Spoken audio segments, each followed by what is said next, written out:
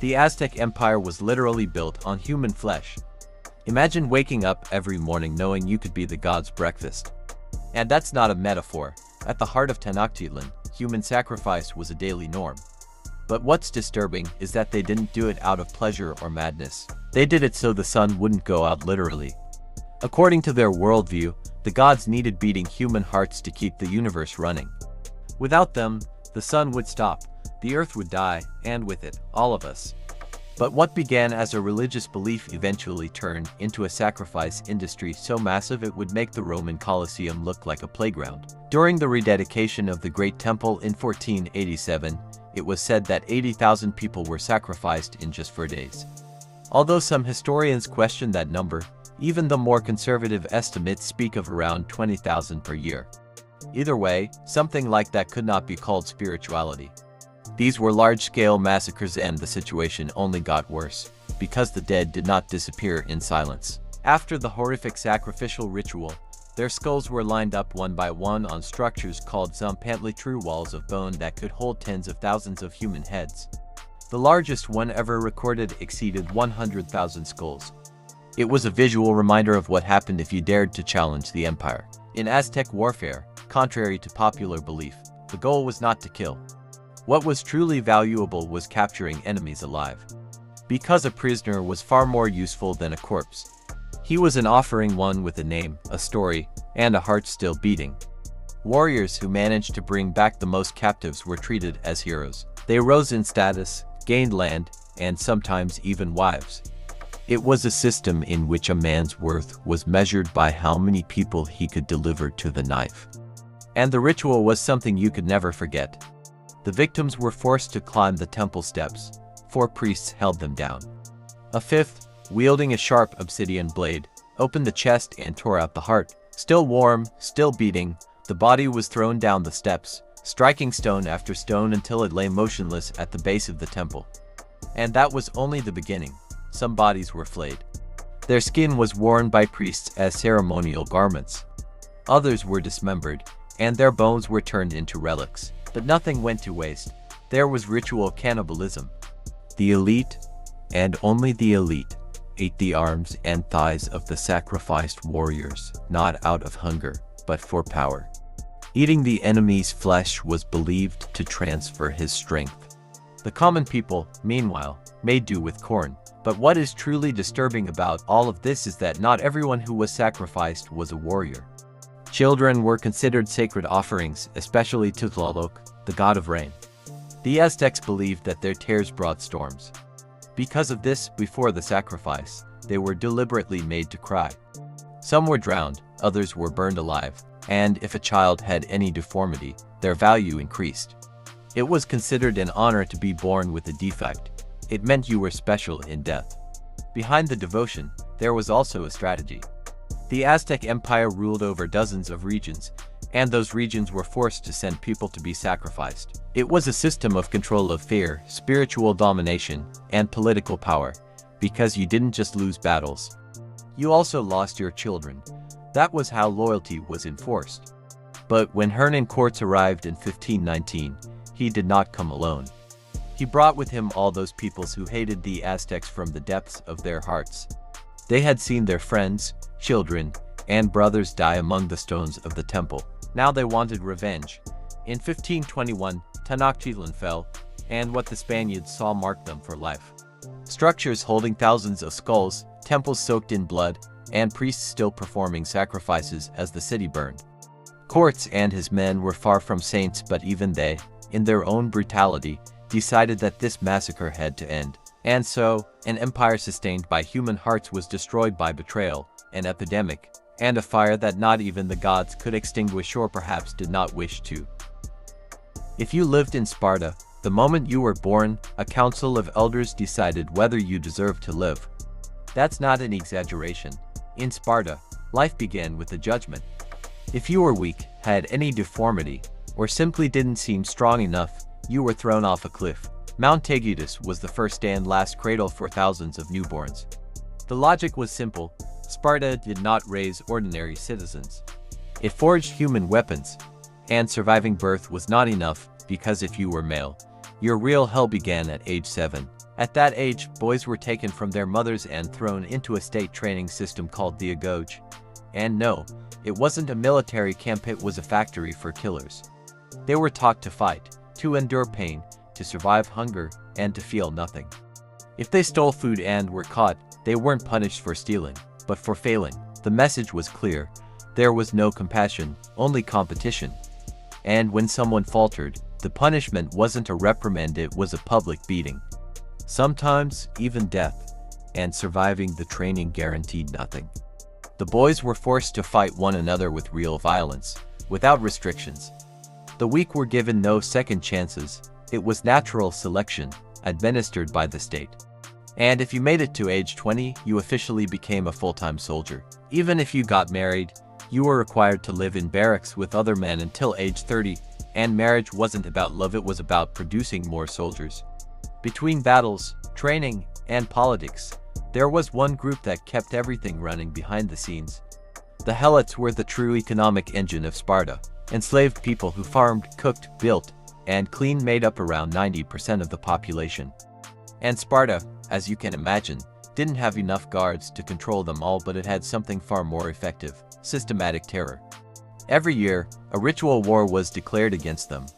An elite group of young warriors spread across the countryside and killed helots at random without reason, without warning, and without consequences. It was a tradition known as the cryptia, and its sole purpose was to send a message, a reminder that absolute power over rights and life itself belonged to the state. It was a society without art, without commerce, and without empathy. While other Greek city-states flourished in philosophy, theater, and science, Sparta invested all of its resources in perfecting obedience and brute force. There was no strong currency, no monumental architecture, only discipline, fear, and war. And for centuries, it worked. Sparta earned respect, fear, and enemies. But the very system that made them invincible also left them unable to adapt when the world changed. Mesopotamia. The next time you complain about a traffic ticket, remember this. In ancient Mesopotamia, forgetting a clause in a contract could cost you an eye or an entire lifetime. Because in that civilization, one of the most advanced in history, justice was not measured with scales, but with knives, ropes, and blood-stained bricks, and the punishments varied depending on your profession and your sex. What's most striking is that they were not lawless savages. Quite the opposite. They created the first legal code in human history, a structured, detailed system with more than 280 laws carved in stone. Hammurabi called it justice, but when you read the punishments, it becomes clear that what they were really seeking was a form of officially sanctioned revenge. If you built a house that collapsed and killed someone, then you would pay with the life of your son. Broke the bone of a noble, then be ready, the state would come and break yours. And that was just the beginning. The punishments were creatively sadistic. There were impalements, hangings, and public mutilations. Sometimes they flayed you alive, other times they walled you up inside buildings, still breathing, as a sacrifice meant to protect the structure. Some ended up devoured by lions in front of crowds who weren't watching out of morbid curiosity, but as a warning. And if you think this applied only to violent criminals, you're wrong. The list of deadly offenses ranged from medical mistakes to family disputes. A surgeon who failed during an operation could lose both hands. A priest who misinterpreted an omen could be whipped, exiled, or even executed. And women, of course, did not escape this logic. If a wife was suspected of committing adultery, she was thrown into the Euphrates River. If she floated, she was innocent. If she drowned, well, the case was considered solved. Nature was the judge, the executioner, and the perfect excuse. And if that already sounds absurd, wait, because even talking too much could leave you without a tongue, without ears, or without your freedom. Slaves were not considered human. If one of them tried to escape, the master had every right to tear out their eyes. And if they made a mistake, their intention didn't matter. They were punished as an example, so that everyone would remember exactly what their place was. You were not a person, you were living property. And yet, here comes the contradiction that shatters all logic. That very same civilization was the cradle of advances that shaped the world. They invented cuneiform writing, irrigation, the concept of taxes, and bureaucracy. They built temples, cities, and systems of government that still inspire us today. But they did it with blood-stained hands because in Mesopotamia, civilization and barbarism were not opposites. They were partners. Over time, other cultures, such as the Persians and the Greeks, softened some of these punishments, but the echo of Hammurabi's code continued to resonate for centuries. Even today, the famous phrase "an eye for an eye" survives in political debates, memes, and personal vendettas. But at least we no longer tear out eyes with the state's permission, or so we believe. Egypt. When you think of ancient Egypt, you probably imagine majestic pyramids, golden pharaohs, and mystical rituals beneath star-filled skies. But behind this almost romantic image of an eternal civilization lies a reality few mention, an unhealthy obsession with the human body, taken to extremes that today would feel like something straight out of a horror film. Because while the West was still taking its first steps in medicine, the Egyptians were already opening cadavers as if they were divine instruction manuals. And it wasn't just about preservation, it was about experimentation, dismantling the human body as if it were an object that could be taken apart, modified, even reprogrammed. They believed the body had to be preserved for eternal life, but to do that, it first had to be destroyed. The brain was pulled out through the nose with a hook, stirred into a pulp and removed in pieces. The organs were taken out one by one and placed in special jars, while the body was covered in salt for 40 days. And the curious part is that even though they were experts at manipulating the brain, they believed the heart was the center of intelligence. The brain, to them, was nothing more than soft flesh. But the most terrifying part is that this process was not always reserved for the dead. There are records of experimental surgeries performed on living people, without anesthesia, without consent, guided only by the blind faith that the gods were directing the embalmer's hand. Medical texts describe practices such as drilling into the skull to relieve headaches, applying crocodile dung to wounds, or pouring hot resin over burns. If something worked, it was a miracle. If it didn't, it was divine will. And then there was the royalty, because if medicine was grotesque, genetics was a nightmare. Pharaohs married their sisters, their daughters, even their nieces, in an attempt to keep the bloodline pure. The result was an endless chain of malformations, hereditary diseases, and physical deformities. The most famous case, Tutankhamun, had a clubfoot, fragile bones, a misshapen skull, and an asymmetrical face, all courtesy of parents who were also siblings. Death, instead of freeing them, bound them even more tightly. Many pharaohs were buried alongside their servants, concubines, and even animals, because in Egypt, hierarchy didn't end with life, it continued underground. And the horror didn't stop there. For centuries afterward, those same mummified bodies were looted, ground into powder, and sold as medicine. It was called mummy powder, a so-called miracle cure that people ingested to treat diseases, boost virility, or simply as a status symbol. It was consumed across Europe with enthusiasm without knowing, or without wanting to know, that they were chewing on millennia-old corpses.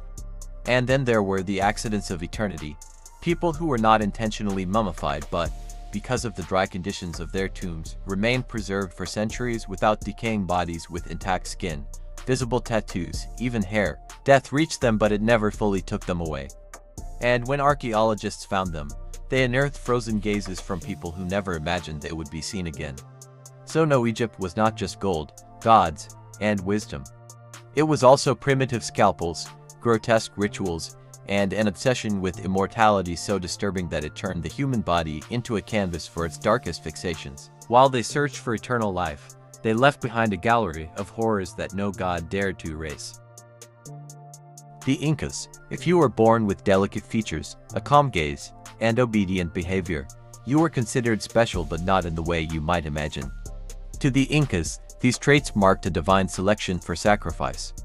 Because while the empire wove roads through mountains, domesticated impossible landscapes, and built mortarless fortresses, it also concealed something far more disturbing, a sacred killing machine, organized, planned, and publicly celebrated. For them, sacrifice was an honor, a ceremony, a duty everyone understood, except those who were meant to die, especially the children. Because to the Incas, purity was the most precious quality, and no one was purer than a child. That's why they were carefully selected from a very young age, fed the finest foods, dressed like nobles, and treated as heavenly messengers. All of it so that, months or even years later, they would walk dozens or hundreds of kilometers across the Andes toward their own tomb.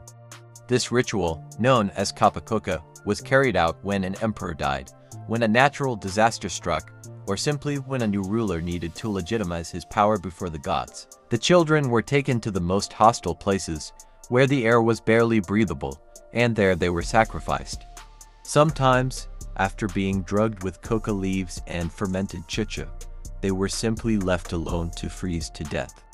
Other times, they were struck on the head or strangled to ensure the death was quick, or that their souls would not wander away in confusion. But the tragedy doesn't end there, because modern analyses, forensic scans, and tests on frozen tissue reveal something horrifying. Some of these children woke up seconds before they died.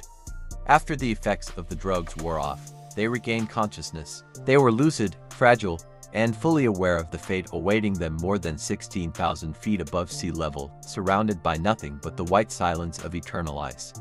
And it wasn't only the children. The emperor's wives were also expected to follow him to the grave. The same was done to servants, concubines, and trusted nobles. In many cases, they were buried alive alongside the royal corpse, as a retinue meant to accompany him into the afterlife. In the Inca worldview, serving one's lord did not end with death. It continued into the afterlife. Refusal was not an option. Some subjugated tribes also practiced ritual cannibalism. It was not seen as a savage act, but as a sacred way to preserve and extend the strength of the sacrificed warrior. His body was not wasted. It was consumed with reverence so that his power would not die, but instead circulate within the community that had defeated him. But the most macabre aspect of all was its political dimension, because these practices were not limited to the spiritual realm, they were also a tool of control. Conquered regions were forced to send people for the sacrifices. It was a silent yet devastating way to remind everyone who was in charge. If you rebelled, you would lose your land and your children would become offerings. They would defeat you physically and break your spirit. And yet, no one questioned it. For the Incas, dying this way was the highest thing a human being could aspire to. They called it honor. But for those walking toward death with their feet bound and royal jewels hanging from their necks, it was a living nightmare. That entire system of beliefs, rituals, and control collapsed within a few decades when the Spaniards arrived in 1532. They brought swords, fire, gunpowder, and smallpox. In the blink of an eye, the great empire that worshipped blood collapsed amid chaos, disease, and betrayal. But what they left behind beyond architecture and mythology was a trail of sacrifices frozen in time, and the faces of children asleep in death, with stories that we are only now beginning to understand. Don't forget to support this content if you enjoyed it by subscribing and liking.